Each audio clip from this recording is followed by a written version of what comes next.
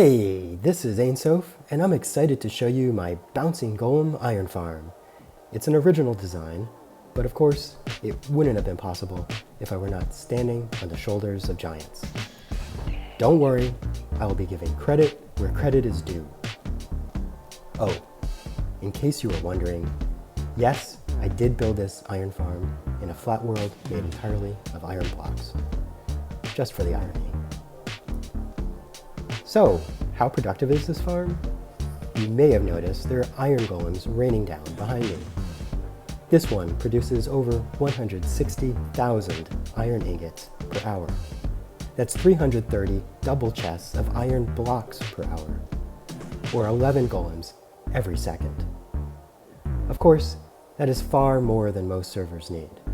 But what makes this iron farm so special is its simple, modular design. In its minimal form, it can be easily built as your starter iron farm. And as your need for iron increases, you can scale it up incredibly well. Plus, it requires no pillagers and no portals.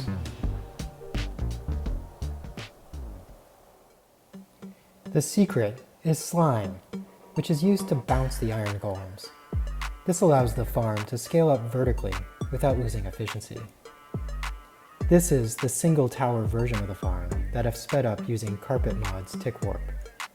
It has 10 levels and 4 pods per level, where each pod produces over 400 ingots per hour, for a total output of 16,000 ingots per hour, and with relatively little lag.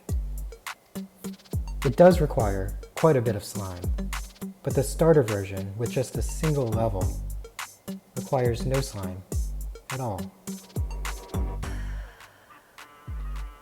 By the way, I'll be releasing an original slime farm that is insanely productive as well. So, what's with the bouncing? I'll explain. But first, I'd really appreciate it if you liked and subscribed. This is actually my very first Minecraft video, and showing your support would really help me get my channel off the ground. Also, I'd like to give a huge shout out to the Iron Professors, Numbon, and Logical Geek Boy. They truly taught me everything I know about iron farm mechanics. I've provided links to their tutorials in the video description. You should definitely check them out. Okay, back to the explanation. Every 35 seconds, zombies pop up and remain up for 5 seconds. This is usually long enough for each nearby pod of villagers to become terrified and summon an iron golem for protection. The only viable spawning area is on the platform next to them. These platforms are spread out horizontally and vertically, such that each golem is only within the 16 block detection range of the villagers that spawned it. So we want high spawn rates, and we want to move the golems away from the villagers as fast as possible. With platforms that are 13 blocks wide and only 3 blocks deep, we have over a 99% spawn chance. And the golem only has to be pushed 1 to 3 blocks to the edge of the platform.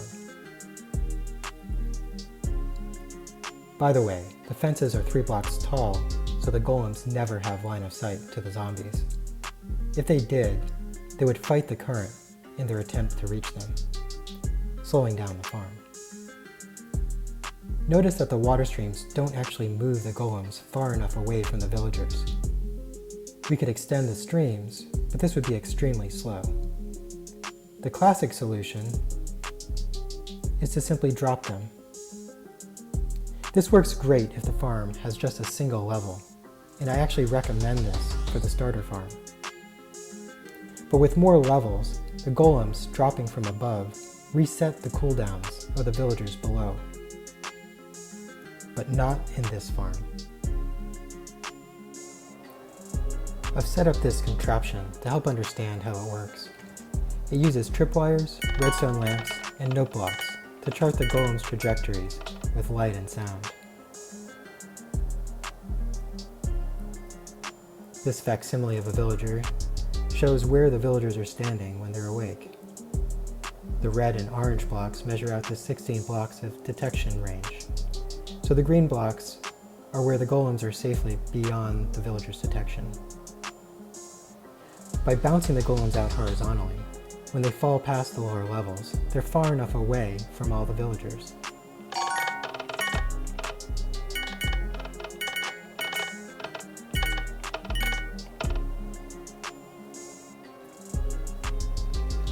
I call these Golem Fryers for obvious reasons. Most of the golems land directly in the lava or near to it, keeping their lifespans short. This greatly reduces the lag because golems generate a lot of it with all their pathfinding. Of course, the golems that drop straight down from these lower levels have further to go before they reach the lava. So there is still some modest benefit to adding slime bouncers to even this lowest level, once you have the resources for it. As the golems burn up, the items are flushed by these water streams down into a central collection area.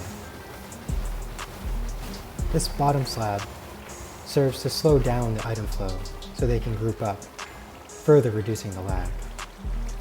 I learned that trick from Doc M. I highly recommend his videos as well. The items are swept down into this loop, where standard impulse item filters can be used to separate the poppies from the iron ingots.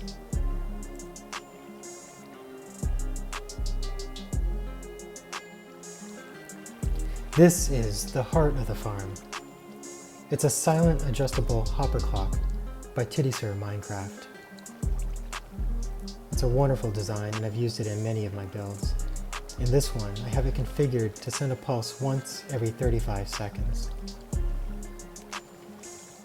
That pulse winds its way up and into this silent adjustable pulse extender by Cortezarino.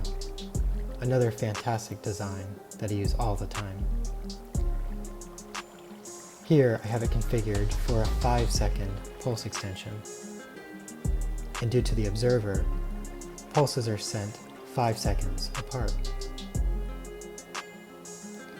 The first pulse results in the soul sand being pulled down, removing the bubbles from the bubble column. The second pulse restores the soul sand and restoring the bubbles to the bubble column. This is the mechanism for sending the signals up to all levels of the farm simultaneously. At each level, we make use of this contraption with an observer going into these pistons so that our zombie here will pop up for 5 seconds once every 35 seconds. And we've now come full circle.